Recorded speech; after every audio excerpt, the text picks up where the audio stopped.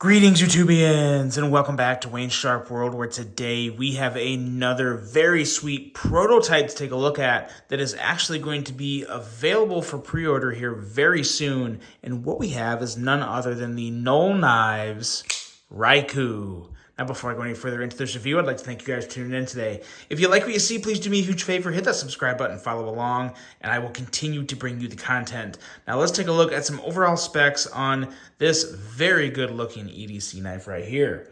We have an overall length coming in at 7.73 inches, a blade length coming in at 3.45 inches, and a blade thickness at 134 thousandths.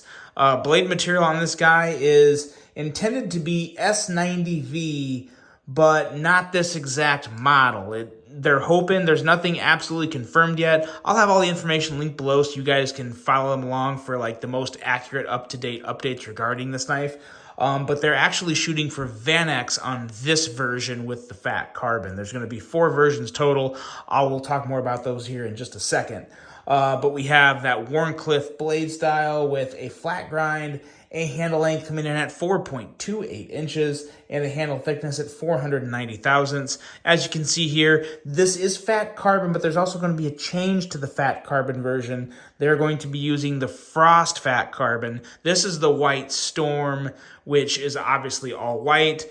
The Frost fat carbon is a mixture of white and kind of like a light, kind of a powder blue mixed in there. It's a pretty good looking fat carbon. If you haven't seen it, look it up on Fat Carbon's website. Definitely worth checking out. We have a frame lock locking mechanism with a user of a right hand only tip up carry. As you can see, this version also has a sweet Damascus clip and a weight coming in at 3.6-ish ounces. That will vary a little from model to model. A pre-order price ranging of $310 up to $390 for this version right here. And the pre-order is set to begin on September 21st. I don't have the exact time yet, but again, check those links below for the exact time of when these pre-orders will officially begin. Let's take a look at some size comparisons here real quick. To get you a better idea of the overall length. There's a lot to talk about with this knife, and I'm going to kind of take the show you a picture approach, because if I tried to actually discuss and talk about every single thing regarding changes and stuff to this knife, we'd have like a 25 to 30 minute video, and that's just not necessary for something like this. So let's do the Civivi, or the Caviso exclusive Wii Praxis.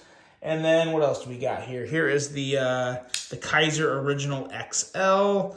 As you can see, very much in between these two. Really just a little longer than the XL and hair shorter than the Praxis. So gives you a pretty good idea there. Let's see, I got some other ones here we can take a quick look at. What do I have with a 3.5-inch blade length? Here's a good one.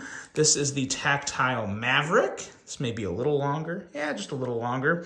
And let's do one more. Why not? Everyone's so familiar with it. The CGRB Pyrite, 1925 Wharncliffe edition. So there you go. There's your size comparisons. Pretty decent size knife this guy is. And as you can see, as with any Knoll knife, it just has some incredible design language to it. You guys have probably seen the Voodoo before. The handle kind of reminds me of the Voodoo. This is also very similar to the Raiden, the handle of the Raiden, which was a popular knife. And basically they put a different blade on it, which I gotta say, I definitely prefer this blade over the Raiden blade for a few reasons. And we'll start talking about that right now, because let's see what I think about this blade. Now, there will be a decent amount of stuff changing to this blade. Nothing major. There will be a couple things I'll note. The behind the edge reading on this guy right now is 23 thousandths, but one of the changes will be the bevel of the edge will be ground thinner for a sharper and finer edge. So it may not change the actual thickness behind the edge, but it will change the edge itself by just being sharper and a little more finer of an edge. We have thumb studs and a fuller here that the thumb studs, I really do like the thumb studs on these. There's going to be a small change to the thumb studs, but boy, oh boy, even the way they are now, they work great. So I'm assuming that that little tweak is going to make it just a hair bit better. and that fuller. The fuller is absolute money. If I had to pick what I would use most, whether I would use the fuller or the thumb studs, while I have absolutely no issues with the thumb studs because they work great whether you're thumb flicking or middle finger flicking, I do love a good middle finger flick, and this fuller is just, it's milled out plenty deep enough with enough bite into the middle finger to really get a good grip and an easy deployment there. Let's take a look at all the changes right now.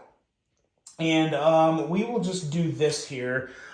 This is kind of the little sheet that I was sent. So I'm just going to hold this here, pause it and read it, and pause it and read it, because there's a lot of little tweaks.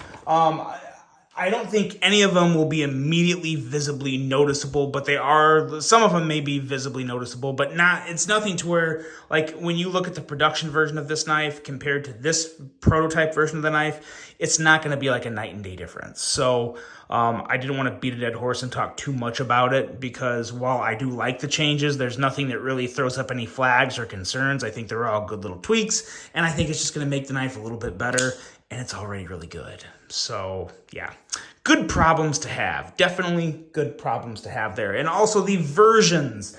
Let's take a look at that too while we're at it and see just what we have. There's 4 different versions here. Static wash, blue satin, black gold, black camo carbon fiber. Everything's listed there. Again, pause it and read it. And I also saw on Instagram through Knoll Knives, and if you're not following Knoll Knives on Instagram, you should do that, because you'll see cool things like what I saw today. They're going to be offering a version with Damasteel and black camo carbon fiber is what it looked like. Like kind of like I believe the handle and everything, if I remember right, that was pretty much all blacked out. And then you had a Damasteel blade. I think it was Thor Damasteel, if I remember correctly. I don't know all the details behind that. And again, I'm going to be uploading this video at a different time that I'm recording this. I'm uploading it right now, this is still August. August 29th is today, the day that I'm actually recording this. And I'm going to be uploading it probably leading up to the drop to keep everyone informed closer to the date. So probably sometime around the 18th to the 20th, with it dropping on the 21st. So that's just kind of my plan for this video.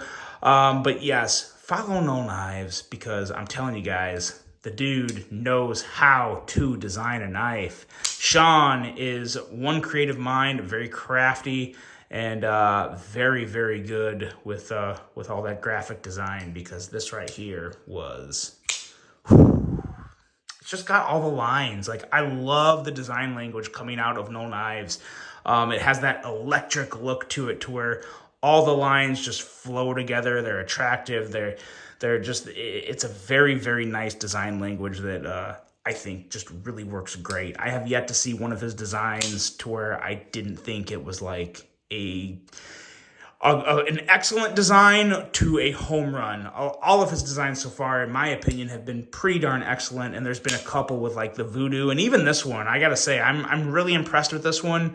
If I had to pick between this or the Voodoo, I'd probably go Voodoo, just because I obviously bought one for myself, and I'm really loving that one. But this thing is no slouch. It is a very, very close second behind that Voodoo for me. And very, very smooth. A handle that's very comfortable. Nice jimping back here. I like all the angling. It's hard to see with the fat carbon, but there's similar angling to the Raiden here. So you kind of feel it in there, and you can feel the chamfering up here. And then the back gives a better example of what that looks like on the front, because it is basically the same thing here that you see on the back. It's just a lot more easy to distinguish. So very nice there. The Knoll logo will be a little smaller. I think he said it was going to be the same as the Raiden logo. So if you've seen the logo on the Raiden, it's obviously going to be, I'm assuming, maybe 25-30% smaller, whatever, to fit better within that spot. Clip is nice, feels good in hand, no issues there. Carries good in the pocket. I carried this guy for a couple days before the review, and yeah, it's just a good one, guys. It definitely would recommend getting in on this one if you've been wanting to check out a Knoll knife. I think this is a really good option. I I do like this more than the Raiden, only because of the blade shape. The handle's obviously very similar, if not exactly the same, but I really, really do love this blade shape. I love a good Warncliffe for EDC. The thumb stud and fuller combo is a home run, and the smoothness of this thing, it's just so good. I mean, the detent is dialed in as it should be, being a $300+ knife. Any knife within $300 and up should have pretty much a perfect detent. So happy to report that this one most definitely has a perfect detent, even though I definitely babied that flick right there. That's how it goes. And yeah, the thumb flick is also very good. And last but not least, of course, the middle finger flick on the thumb stud. Very, very good knife to fidget with, and of course a great knife to use, and use pretty hard. This is definitely a slightly chunkier blade. This knife is meant to be, you know, relatively slicey, but most importantly, just a good user with a slightly beefier stock that'll put in some good work, and I think it's going to do just that. So I'll have additional information linked below. Be sure to check it out, guys. I will definitely have this uploaded before the 21st, just not exactly sure what day yet. But whatever day that is, I hope you are having a good day. I hope you have a great rest of your day, and until the next one, I am out.